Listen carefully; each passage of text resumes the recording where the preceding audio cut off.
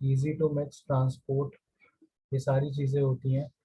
और कॉम्पैक्ट हो जाती है without segregation and loss of homogeneity. उसी तरह जो थर्ड आती है वो होती है highly workable concrete. Highly workable concrete वो होती है जो बहुत ही ज़्यादा अ, आसानी से आप उसको हैंडल कर सकते हैं, उसको कहीं भी ट्रांसपोर्ट कर सकते हैं। और उसमें जो एग्रीगेट सीमेंट रेशियो प्रॉपर होता है, साइज ऑफ एग्रीगेट्स प्रॉपर होते हैं, ठीक, शेप जो जो होते हैं वो प्रॉपरली, जो एग्रीगेट का शेप होता है वो प्रॉपर होता है। ये अगर सारी चीज़ें प्रॉपरली आपकी हैं कंक्रीट में, तो आपकी कंक्रीट एक वर्केबल कंक्रीट बनती है। और उसमें होमोजेनिटी रहती है। होमोजेनिटी इन द सेंस के proper proper selection of particles रहते हैं उसमें। तो वर्केबिलिटी सभी को पता है, that ease with which the concrete can be handled at site. ठीक है, साइट पे कितनी अच्छी से हैंडल कर सकते हैं, प्लेस कर सकते हैं, उससे काम कर सकते हैं, that is called as workability. आज जो हम लोग डिस्कस करने वाले हैं, ये बहुत इंपॉर्टेंट टॉपिक है, that is factors affecting the workability. What are the different factors that affect the workability of concrete. तो इसमें जो सबसे पहला है वो है cement content of concrete.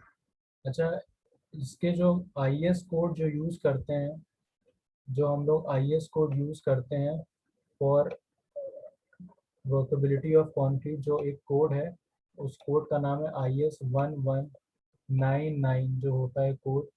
That code is used for determining the workability of concrete, कि हमारी कंक्रीट वर्केबल है। उसमें पॉइंट्स दिए हुए हैं, ये इंडियन स्टैंडर्ड्स होते हैं इस कोड में। तो इस कोड के अकॉर्डिंग हम लोग ये डिटरमाइन कर सकते हैं कि हमारी कंक्रीट वर्केबल है कि नहीं है, या हमें वर्केबल बनाने के लिए क्या हमने वाटर सीमेंट रेशियो रखना है, और किस तरह हमें एग्रीगेट्स का साइज सेलेक्ट करना है, क्या वाटर सीमेंट रेशियो यूज़ करना है। आप देख समझते हैं what are the different factors affecting the workability of concrete. तो देखिए, वर्केबिलिटी ऑफ कंक्रीट के जो पहला है वो है cement content of concrete. Cement content of concrete में क्या है कि हमें पता है दैट कंक्रीट जो है वो बहुत ही बनाने के लिए हम लोग को सीमेंट का यूज़ करते हैं। सीमेंट क्या करती है, cement is used as a binding particle. एक चीज़ होती है, एक एक एग्रीगेट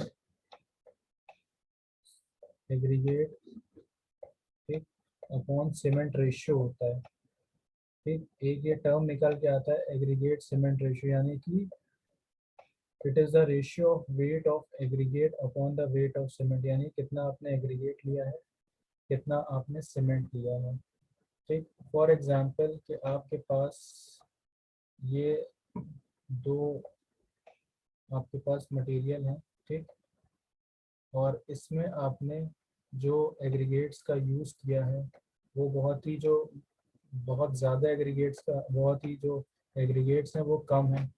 ठीक, जो पहला वाला है उसमें आपने एग्रीगेट्स कम लिए हैं, दूसरे वाले में आपने एग्रीगेट्स बहुत ज़्यादा ले लिए हैं। ठीक, सपोज हम लोग कर रहे हैं कि हमारे पास दो कंटेनर है, उसमें हम लोग ने एक में बहुत ही कम एग्रीगेट्स लिए, यानी कि लेस एग्रीगेट्स लिए, और दूसरे में हमने बहुत ही ज़्यादा मोर एग्रीगेट्स ले लिए। ठीक, we have taken more aggregates in the second container.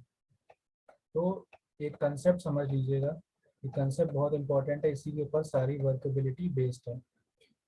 और इसमें मान लीजिए ये 1 kg है, ठीक है, 1 kg, तो पहला वाला कंटेनर है 1 kg ऑफ एग्रीगेट्स हैं, ठीक, और ये भी 1 kg ऑफ एग्रीगेट है, लेकिन सिर्फ क्या है, उनके जो जो पार्टिकल साइज है, इसमें 1 kg के बड़े बड़े पार्टिकल्स है, इसमें 1 kg के छोटे छोटे स्मॉलर पार्टिकल्स हैं। तो हमें पता है कि जो जो फर्स्ट वाला होगा, दिस फर्स्ट कंटेनर, इसमें जो कि अगर हम इसका सरफेस एरिया पूरा ओवरऑल डिटरमाइन करें, तो इसका सरफेस एरिया क्या होगा, सरफेस एरिया इज लेस। ठीक है, जो जिसमें हमारे कम पार्टिकल्स हैं उनका सरफेस एरिया लेस होगा। ठीक है, ये सरफेस एरिया लेस। और उसी में अगर हम यहाँ पे अगर हम सरफेस एरिया की बात करें जिसमें हमने छोटे छोटे पार्टिकल्स लिए हैं, तो इसका सरफेस एरिया क्या होगा, ज़्यादा हो जाएगा। ठीक है, अब अगर सरफेस एरिया ज़्यादा हो गया तो हमें पता है कि हमें सरफेस एरिया हमारे एग्रीगेट्स का ज़्यादा है, तो सरफेस एरिया में हमें ज़्यादा सीमेंट की रिक्वायरमेंट होगी। क्या होगा, हमें सीमेंट की रिक्वायरमेंट वहाँ पे ज़्यादा हो जाएगी फॉर ल्यूब्रिकेशन। ठीक है, जहाँ पे हमारा सरफेस एरिया ज़्यादा हो जाएगा वहाँ पे हमें सीमेंट की रिक्वायरमेंट ज़्यादा हो जाएगी, और जहाँ पे सरफेस एरिया कम होगा वहाँ पे सीमेंट की रिक्वायरमेंट कम होगी। इतनी चीज़ सभी के समझ में आ रही है। जहाँ पे हमारा जो सरफेस एरिया अगर हमारा, ठीक भाई, छोटे छोटे पार्टिकल्स ले रहे हैं तो सरफेस एरिया ओवरऑल ज़्यादा हो गया। यहाँ पे हमने क्या किया, बड़े बड़े पार्टिकल्स लिए तो सरफेस एरिया क्या हो गया, सरफेस एरिया कम हो गया। सरफेस एरिया कम तो सीमेंट कम लगेगी। ठीक, सरफेस एरिया ज़्यादा तो सीमेंट भी ज़्यादा लगेगी ल्यूब्रिकेशन के लिए। पेस्ट चारों तरफ से एग्रीगेट को कवर करने के जो पेस्ट होता है वो सीमेंट, जाहिर सी बात है ज़्यादा लगेगी अगर सरफेस एरिया ज़्यादा है। तो अगर सीमेंट ज़्यादा लग रही है तो दैट मीन्स वर्केबिलिटी जो होगी उस कंक्रीट की वो कम हो जाएगी। सीमेंट ज़्यादा लग रही है तो वर्केबिलिटी क्या होगी, वो कम हो जाएगी। और अगर सीमेंट कम लग रही है तो वर्केबिलिटी बढ़ जाएगी उसकी। ये कंसेप्ट सभी की समझ में आया? Yes sir. देखो फिर से मैं Yes. एक्सप्लेन कर रहा हूँ ये चीज़। देखो हमने क्या किया है, हमने लिया है हमने एक कंटेनर ले लिया है। ठीक, इसको ये चीज़, एक कंसेप्ट समझ लो, फिर इसी के बेसिस पे जितने भी फैक्टर्स आ रहे हैं वो इसी के बेसिस पे। इसमें मैंने बड़े बड़े पार्टिकल्स ले लिए, ठीक है, जिनका सरफेस एरिया, बड़े बड़े को पार्टिकल्स ले लिए। सरफेस एरिया आपको पता है कि ये बड़े बड़े मैंने पार्टिकल्स लिए। इसी में मैंने क्या किया, दूसरे कंटेनर में मैंने छोटे छोटे पार्टिकल्स ले लिए खूब सारे। दूसरे कंटेनर में मैंने छोटे छोटे पार्टिकल्स ले लिए। तो अगर पार्टिकल साइज स्मॉल है तो उसका सरफेस एरिया क्या होगा, सरफेस एरिया उसका हो जाएगा, उसका सरफेस एरिया बढ़ जाएगा। ठीक है, उसका सरफेस एरिया बढ़ जाएगा। और यहाँ पे क्या होगा, सरफेस एरिया जो पहला वाला है जिसमें हमने बड़े बड़े पार्टिकल्स लिए हैं उसका सरफेस एरिया क्या हो जाएगा, घट जाएगा। अब सरफेस एरिया यहाँ पे देखो, जो सेकेंड केस है इसमें बढ़ा हुआ है, सरफेस एरिया बढ़ गया तो हमें सीमेंट की रिक्वायरमेंट। सीमेंट सीमेंट का काम क्या होता है, सीमेंट बाइंडिंग पार्टिकल की तरह यूज करता है, बाइंडिंग मटेरियल की तरह। तो सीमेंट का जो पेस्ट होगा, ठीक है, जो वाटर के साथ वो पेस्ट बनाएगा, तो वो पेस्ट ज़्यादा हो जाएगा। पेस्ट ज़्यादा हो जाएगा तो वर्केबिलिटी उसकी क्या हो जाएगी, कम हो जाएगी। ठीक, अगर पेस्ट आपका ज़्यादा बन गया that means that cement is not workable. वो कैसी एक सीमेंट बनेगी, वो रफ बन जाएगी। वो जो कंक्रीट बनेगी ऐसे, तो वो रफ हो जाएगी। उसी तरह सरफेस एरिया कम है, अब सरफेस एरिया कम है तो वहाँ पे हमें सीमेंट की रिक्वायरमेंट कम होगी। सीमेंट की रिक्वायरमेंट क्या होगी, कम होगी। और सीमेंट की रिक्वायरमेंट अगर कम है तो उसकी वर्केबिलिटी क्या होगी, इंक्रीज कर जाएगी। तो ये कंसेप्ट था। अब इस कंसेप्ट को ध्यान में रखिएगा, इसी के बेसिस पे हम लोग सारी चीज़ें आगे डिस्कस करेंगे। देखो जैसे कि यहाँ पे लिखा हुआ है, आप देख सकते हैं यहाँ पे जो लिखा हुआ है, that cement content affects workability of concrete in good measure. More quantity of cement, the more will be the paste available to coat the aggregate and fill the voids. ठीक, हमें ज़्यादा पेस्ट की जरूरत पड़ेगी। This will help to reduce the friction between aggregates and smooth movement of aggregate during mixing, transporting and compacting. ठीक, तो friction कम हो गया, ठीक, स्मूथ मूवमेंट कम हो गया, तो ट्रांसपोर्टेशन में उसकी वर्केबिलिटी क्या होगी, आप देख पा रहे हैं यहाँ पे क्या हुआ है, this will help to reduce the friction between aggregates and smooth movement of aggregate during mixing. तो मूवमेंट नहीं हो पा रहा है मिक्सिंग में, तो दैट मीन्स उसकी वर्केबिलिटी कम हो गई। ठीक है, वर्केबिलिटी कम हो गई जब आपने सीमेंट को ज़्यादा यूज़ कर लिया in case of small size aggregates. उसी तरह also for a given cement ratio the increase in the cement content will also increase the water content। ठीक, अब आप सीमेंट ज़्यादा यूज़ करना है तो भाई जाहिर सी बात है पानी भी ज़्यादा लगेगा पेस्ट बनाने के लिए। ठीक, तो अगर आपका ध्यान रखने की बात यहाँ पे ये है कि सीमेंट अगर आपका ज़्यादा लग रहा है, पेस्ट ज़्यादा लग रहा है तो वर्केबिलिटी कम हो जाएगी। ठीक है, वर्केबिलिटी कम हो जाएगी, ये चीज़ ध्यान रखिएगा। अब नेक्स्ट टॉपिक पे आते हैं, जैसे है size of aggregate. Size of aggregate बहुत इंपॉर्टेंट है। फिर से वही कंसेप्ट देखो समझो। अगर मान लो अम, मैंने मैंने एक कंटेनर लिया, ठीक, उसमें मैंने बहुत बड़े बड़े पार्टिकल्स रख दिए। ठीक, ये मैंने बहुत बड़े बड़े पार्टिकल्स रख दिए। और फिर मैंने दूसरा कंटेनर लिया, इसमें मैंने स्मॉल साइज पार्टिकल्स रखे। ये दूसरे कंटेनर में मैंने छोटे छोटे से पार्टिकल्स, स्मॉल साइज एग्रीगेट्स को मैंने रख दिया। ठीक, ये सोन है, ये पूरा छोटे छोटे मैंने पार्टिकल्स को रख दिया। अब देखो, तो सरफेस एरिया किसका ज़्यादा होगा? कोई बताए मुझे, सरफेस एरिया 1 का ज़्यादा होगा या सेकंड वाले का ज़्यादा होगा? सेकंड वाले का। सेकंड का। सरफेस एरिया सेकंड वाले का ज़्यादा होगा। वेरी गुड, जिसने बोला है सेकंड वाले का। अब सरफेस एरिया ज़्यादा, दैट मीन्स सीमेंट क्या होगा? सीमेंट ज़्यादा लगेगी, है कि नहीं? सरफेस एरिया ज़्यादा तो सीमेंट की रिक्वायरमेंट क्या होगी? पेस्ट ज़्यादा बनेगा। अब जहाँ सीमेंट ज़्यादा लग रही है, that means workability is less. ठीक है, वर्केबिलिटी इज लेस। और उसी तरह जब आप जो फर्स्ट वाला पार्ट है, सरफेस एरिया कम है भाई, राउंडेड एग्रीगेट्स हैं, ठीक है, आपके जो जो पार्टिकल्स हैं साइज बड़ा है तो सरफेस एरिया कम है। सरफेस एरिया कम है तो वहाँ पे आपको सीमेंट की रिक्वायरमेंट भी कम होगी और आपकी वर्केबिलिटी इंक्रीज कर जाएगी। ठीक, सीमेंट की और जो सर आपका। जब एंगुलर, हेलो जी सर सर, बताइए। जी रवि जब बताइए। एंगुलर एंगुलर एग्रीगेट रहेगा तो क्या होगा? एंगुलर अभी हम उसी पे एंगुलर आ हो रहे हैं, जाएगा शेप पे तो मतलब। आ रहे हैं अभी हम। अभी तो साइज की बात कर रहे थे ना, अभी हम शेप पे आते हैं, यस सर, राउंडेड और एंगुलर की भी बात करते हैं अभी हम। ठीक है, वो ठीक है तो सर। शेप का आ ठीक है गया ना सर। कंसेप्ट, ये तो साइज की अभी हम बता रहे हैं कि अगर हम बड़े यूज करें या छोटे यूज करें। अब शेप पे आएंगे उस पे। Yes sir. अब देखो, ये चीज वही कंसेप्ट था जिसमें हमने साइज ऑफ एग्रीगेट में बात करा था अभी। अब देखिए जो नेक्स्ट है,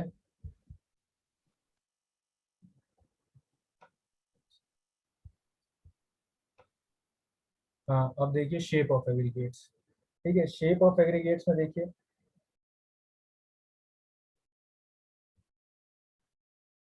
मान लीजिए शेप ऑफ एग्रीगेट में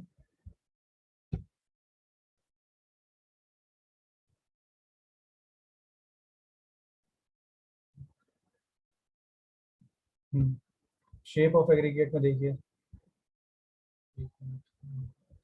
फॉर एग्जांपल मैंने एक कंटेनर लिया, इसमें मैंने राउंडेड एग्रीगेट्स को रखा।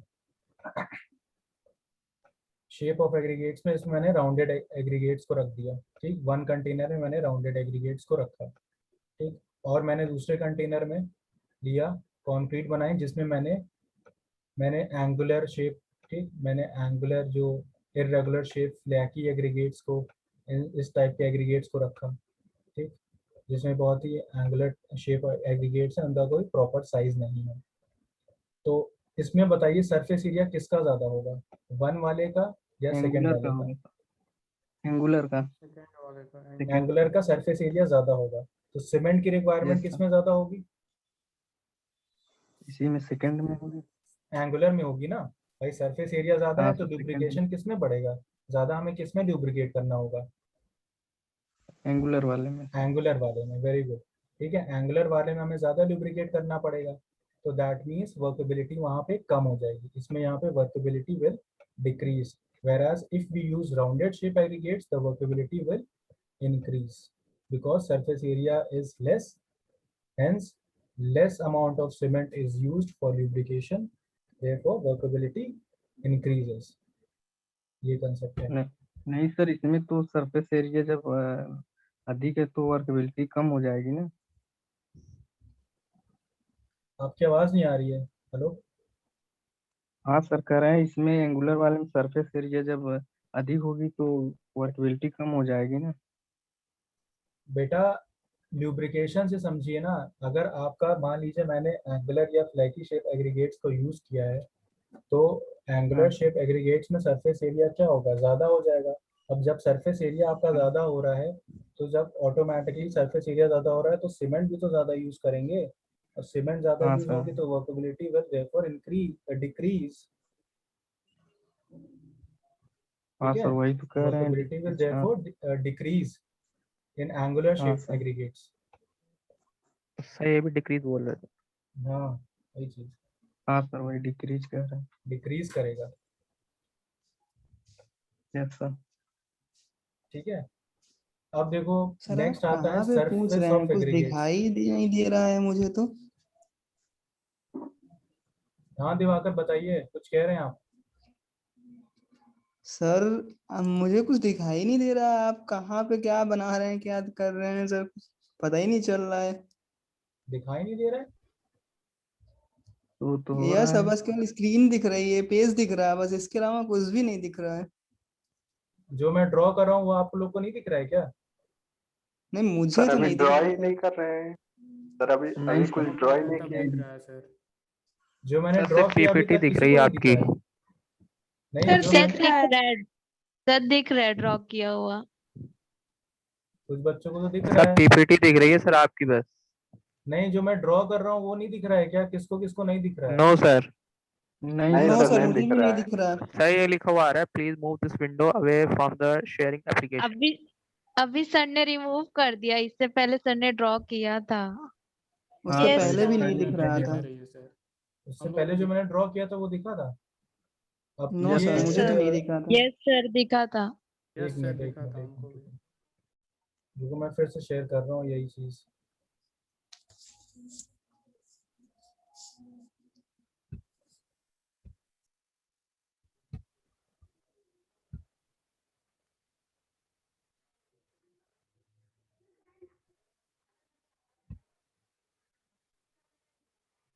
अब जो मैं ड्रॉ कर रहा हूँ कुछ दिख रहा है इसमें?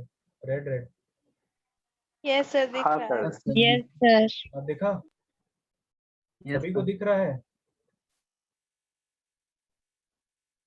यस सभी सर को दिख दिख रहा रहा है? है। सभी को दिख रहा है? तो एक स्क्रीन आ यस गई सर। थी इसमें, please remove the window away from the shared application, उसकी वजह से वो नहीं तो दिख रहा अभी था। भी आ रही है। चलो कोई बात नहीं, सुनो मैंने जितना लेक्चर किया है वो रिकॉर्ड भी मैं कर रहा हूँ और यूट्यूब पे ये आपको मिल जाएगा। ठीक है, जिन बच्चों को ठीक है सर। नहीं समझ पाए ये यूट्यूब पे अभी मैं अपलोड करूंगा इसको, और उस पे आ गया है जो मैंने ड्रॉ किया, उस पे सारी चीजें हैं। Okay sir. हाँ। अच्छा, जिन बच्चों ने असाइनमेंट नहीं दिया है वो असाइनमेंट आज की डेट में सबमिट कर दें। ठीक है, ठीक असाइनमेंट है के सर। आपके 10 मार्क्स की असाइनमेंट है वो, आपको उसके लिए 10 मार्क्स आपके फ्री के हैं। तो आप लोग पॉजिटिवली उसको आज की डेट में सबमिट कर दें, आज लास्ट डेट है उसमें 21। और सभी बच्चे, फिर से मैं बता दे रहा हूँ कि आप लोग अपने जो फाइल नेम है उसको चेंज करके अपना नाम और सब्जेक्ट ज़रूर डाल दें, अपना नाम सब्जेक्ट रोल नंबर, ये 3 चीज़ें फाइल नेम में कर दें, क्योंकि ऐसे आपका असाइनमेंट कहाँ जाएगा वो किसी को नहीं पता चलेगा। फिर ये होगा कि अब मैंने दिया था, मेरे नंबर क्यों कम हो गए। तो इसलिए मैं दोबारा बता रहा हूँ कि जो बच्चे आज सबमिट करेंगे वो अपना नेम रोल नंबर और जो सब्जेक्ट है, यानी कैट का है तो CAD लिख दें, एडवांस सर्विंग है AS लिख दें, इस तरह से लिख के आप लोग सबमिट मेरे व्हाट्सएप नंबर पे करें। ओके। ठीक है सर। सर जिनका जिनका बाकी आप रिसीव ज़्यादातर कर बच्चों ने लीजिएगा। तो कर दिया है, लेकिन जिन्होंने नहीं किया है वो लोग कर दें, और क्लास में जो और बच्चे हैं उनको भी रिमाइंड कर दें, जो एक्टिव नहीं है, जो क्लास में इरेगुलर हैं, उनको भी रिमाइंड कर दें कि आपको असाइनमेंट देना है। सर जितने लोग कर चुके हैं आपको सबमिट, उनका सर लिस्ट लास्ट में आप बना करके ग्रुप में सेंड कर दीजिएगा, उससे पता चल जाता है सर किसका हुआ है किसका नहीं। तो अभी आज तो डेट है यार, आज के बाद करेंगे। तो वही चीज़ तो हम कह रहे हैं। जी आज ही की डेट है, हाँ सर, तो कल ये कर आज लास्ट दीजिएगा डेट आप। है, आज आपको किसी भी हाल में सबमिट करना है। Yes sir. जी, अब देखिए सरफेस ऑफ एग्रीगेट्स की बात करते हैं। सरफेस ऑफ एग्रीगेट्स क्या है? दैट सरफेस टेक्सचर भी, जैसे हम लोग ने सरफेस एरिया की बात करी, तो अगर हमारे जो एग्रीगेट्स हैं वो रफ हैं, ठीक, रफ साइज एग्रीगेट्स हैं, तो हमारी वर्केबिलिटी कम हो जाएगी। क्यों कम हो जाएगी? क्योंकि उसका सरफेस एरिया बढ़ जाएगा। भाई रफ एग्रीगेट्स तभी होंगे कि जब उनका अनस्मूथ होंगे, ठीक, और अगर हमारे स्मूथ एग्रीगेट्स हैं तो वर्केबिलिटी इंक्रीज हो जाएगी।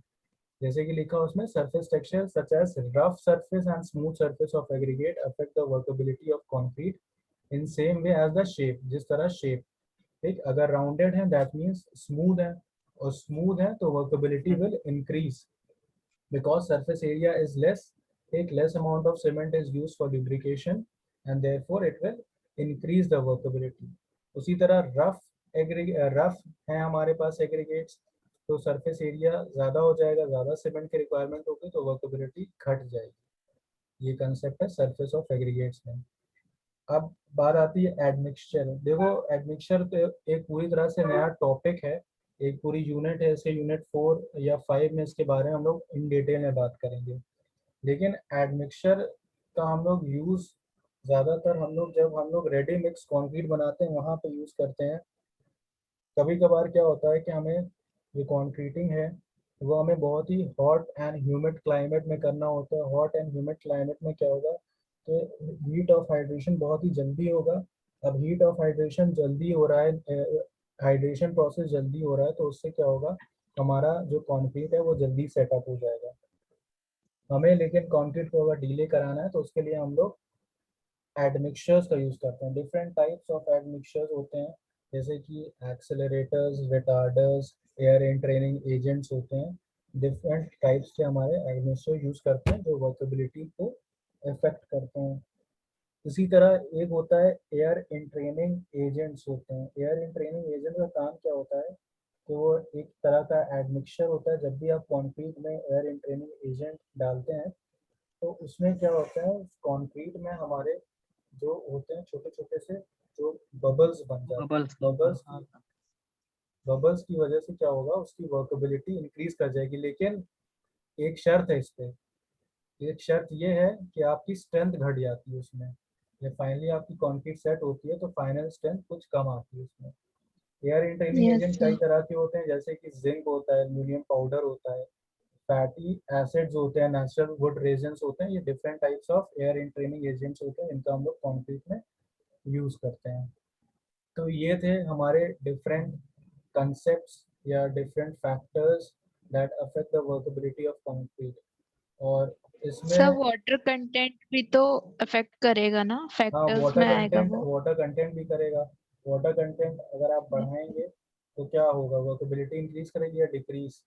अगर इंक्रीज हो जाएगी। लॉजिक समझ में आया है तो आप बता सकते हैं। सर सर मतलब एक मतलब वाटर सीमेंट रेशियो के हिसाब से ही रखना चाहिए। अगर कम होगा तब भी मतलब हार्म करेगा और ज्यादा होगा तब भी। यस, अगर वाटर बढ़ाएंगे तो वर्केबिलिटी घटेगी या बढ़ेगी? रवि राज, वाटर बढ़ाएंगे सर तो वो इंक्रीज हो जाएगी इंक्रीज हो वर्कबिलिटी। जाएगी। वर्केबिलिटी विल इंक्रीज, यानी कि आप आसानी से हैंडल कर सकें। अगर वाटर कम है तो आप वर्केबिलिटी उसकी डिक्रीज कर देंगे। Yes sir. ठीक है, तो ये था वर्केबिलिटी। अब हम लोग नेक्स्ट जो होगा वो है different types of test of concrete, यानी कि मेजरमेंट ऑफ वर्केबिलिटी। वर्केबिलिटी कैसे मेजर करते हैं, इसके लिए हम लोग डिफरेंट टाइप्स ऑफ टेस्ट करते हैं। स्लम टेस्ट करते हैं, ठीक, हाँ सर। ये आप देख पा रहे हो, ये स्लम यस टेस्ट है, सर। इसको हम लोग डिस्कस करेंगे। तो बहुत ही अच्छा टॉपिक है, इसको लैब में करते भी हैं। कंक्रीट प्रिपेयर करके स्लम टेस्ट ज़रूर करते हैं कि हमारी कंक्रीट वर्केबल है या नहीं है। उसमें हम लोग शेयर, कोलैप्स और ट्रू स्लम देखते हैं कि हमारा किस तरह का स्लम जनरेट हो रहा है। तो इसको तो हम लोग नेक्स्ट लेक्चर में डिस्कस करेंगे। ठीक है, फ्रेश टॉपिक है, और बाकी जो आगे वाले टेस्ट हैं उसको भी डिस्कस करेंगे। तो ये वर्केबिलिटी का एक पूरा एक टॉप इस तरह से क्वेश्चन आ सकता है, मैं आपको बता दे रहा हूँ कि what is defined workability, what are the different types of workability and what are the factors that affect the workability of concrete। इस तरह से पूरा क्वेश्चन 8 मार्क का बन के आता है, तो वो आपको इस तरह पूरा पता होना चाहिए। और एग्जाम में जैसे इसमें पॉइंट वाइज लिखा हुआ है, आप भी पॉइंट वाइज ही समझाइएगा। ये चीज़ क्लियर है?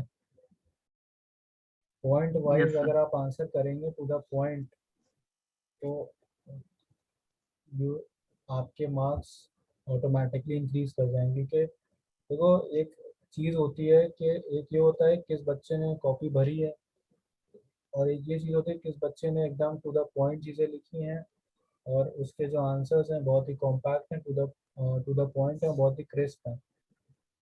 तो कहानी नहीं चाहिए, ठीक है, इसमें कहानी से मतलब नहीं है।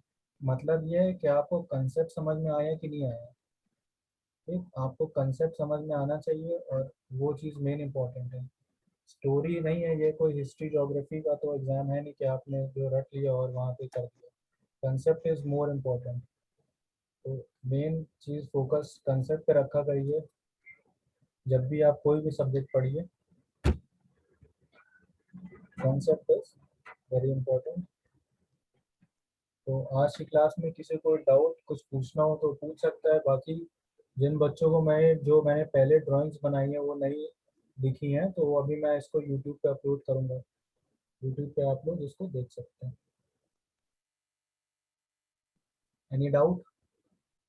रविराज, सर गुलक्षा? Work no sir. Sir. Sir no sir. Sir workability बढ़ाने पे स्ट्रेंथ पे क्या इफेक्ट पड़ता है? सूरज कुछ कहना चाह रहे हैं आप? आपकी आवाज़ बहुत धीमे आ रही है। सर कह रहे हैं वर्केबिलिटी बढ़ाने पे स्ट्रेंथ पे क्या इफेक्ट पड़ता है?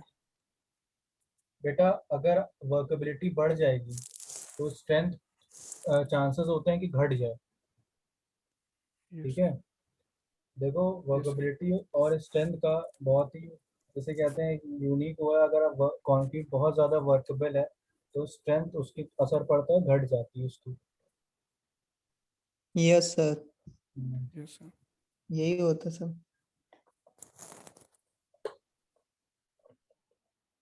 और किसी को कोई डाउट? दिवाकर आप कुछ कहना चाह रहे हैं? असाइनमेंट दे दिया आपने? नहीं सर, मैं यही बोल रहा था कि अगर वर्कबिलिटी में बढ़ा रहा हूँ हम्म तो 100% श्योर है कि वर्क स्ट्रेंथ उसकी कम हो जाएगी। तो स्ट्रेंथ स्ट्रेंथ कम हो कम ही हो जाती है। जाएगी। अगर आप लैब यस में सर। आप 4th ईयर में प्रोजेक्ट लेना कंक्रीट टेक्नोलॉजी से, तो आप उसमें हम लोग मतलब डिजाइनिंग करेंगे कंक्रीट की। 4th ईयर में जब प्रोजेक्ट होता है आपके दो मेजर प्रोजेक्ट है जिसमें आपसे प्रोजेक्ट लिया जाता है, बनाया जाता है उसमें। तो उसमें आप प्रैक्टिकली आप चीज़ें करते हो तो उसमें कंक्रीट बना के देख लेना कि क्या होता है। देखो उसमें क्या होता है कि हम लोग किसी भी M20 या M15 का हम लोग बनाएंगे, डिप्लोमा वाले कर भी चुके होंगे ये चीज़ें सारी। कंक्रीट कभी किसी ने यस बनाई है? सर। गुलफ्शा आपने डिप्लोमा किया है ना? सर लैब में किए थे, टेस्ट किए थे। हाँ टेस्ट किया है। क्यूब का साइज यस क्या सर होता है? किए। Yes sir. सर क्यूब का साइज क्या होता है, कोई बताएगा मुझे? जो कंक्रीट का हम लोग वो बनाते हैं क्यूब, मोल्ड का size. 15 centimetre sir. Yes 15 centimetre. 15। 15 centimetre. तो जैसे हम लोग कंक्रीट बनाते हैं M20 या M15 की, तो हम लोग एक चीज़ ये भी कर सकते हैं कि हम लोग कंप्रेसिव स्ट्रेंथ फाइंड करें कि हमारी जो रिक्वायर्ड कंप्रेसिव स्ट्रेंथ है वो आई है कि नहीं आई है। और हम लोग क्योरिंग का भी कर सकते हैं। जैसे मैं जब मैंने बीटेक में किया था तो मैंने M20 का कंक्रीट किया था और हमने डिसकंटिन्यूस क्योरिंग की थी। क्योरिंग मतलब क्या होता है कि अप्लाइंग या वाटर, आप उसकी जो हीट ऑफ हाइड्रेशन है वाटर को आप उसमें ऐड करें या वाटर को आप दें, ठीक है। क्योरिंग प्रोसेस वो होता है कि आप कंक्रीट का हीट ऑफ हाइड्रेशन प्रोसेस के लिए आप क्योरिंग करें, ठीक, उसको पानी में रख दें क्यूब्स को। तो हम लोग ने डिसकंटिन्यूस क्योरिंग करी थी। Discontinuous curing in the sense कि हमें जनरली 7 दिन पे होता है कि वो अपनी स्ट्रेंथ अटेन कर ले। तो हम लोग ने क्या किया था उसमें, हम लोग ने एक क्यूब को रखा था, फिर एक दिन के बाद निकाल लिया था, फिर दूसरा रखा था, फिर निकाल लिया था, ऐसे करके उसकी कंप्रेसिव स्ट्रेंथ हम लोग ने मेजर करी थी। और फिर मेजर करने पे क्या हुआ था कि उसकी स्ट्रेंथ अल्टीमेटली घट रही थी। तो क्यूरिंग का हम लोग ने इम्पोर्टेंस देखी थी, what is the importance of curing in concrete final. तो जब 4th ईयर में आएंगे तो ये डेफिनेटली हम लोग करेंगे और भी चीज़ें देखेंगे। डिफरेंट टाइप्स ऑफ, आपका जिसमें इंटरेस्ट है आप वो प्रोजेक्ट ले सकते हो। कुछ बच्चों को एनवायरनमेंट इंजीनियरिंग में इंटरेस्ट होता है तो वो उससे रिलेटेड प्रोजेक्ट ले लेते हैं। फिर कुछ बच्चों को जियोटेक से इंटरेस्टेड होता है, सॉइल से रिलेटेड, वो उसका प्रोजेक्ट ले लेते हैं। ये होगा आपका मेजर प्रोजेक्ट होगा, इसमें आपको ग्रुप बनाए जाएंगे और उसी में आपको 3-4 लोगों का ग्रुप बन जाएगा। उसी में आप लोग को टीम वर्क के साथ काम करके प्रोजेक्ट करना होगा। ओके, तो आज की क्लास हम लोग यहीं पे एंड करते हैं। फिर हम लोग जो ये हम अभी अपलोड कर देंगे असाइनमेंट आज की डेट में जिन लोग ने नहीं दिया वो पॉजिटिवली सबमिट कर दें। मैं बार बार बोल रहा हूँ ये चीज़, क्योंकि असाइनमेंट के आपके 10 मार्क्स हैं, तो मैं नहीं चाहता हूँ कोई बच्चा ऐसा रह जाए कि उसके फ्री के मार्क्स उसके रह जाएं। तो असाइनमेंट आज की डेट में आप लोग सबमिट कर दीजिए। ओके, तो आज की क्लास यहीं एंड करते हैं, बाकी फिर हम लोग कल मिलते हैं। Okay, thank you okay students. Sir, thank you. Thank you.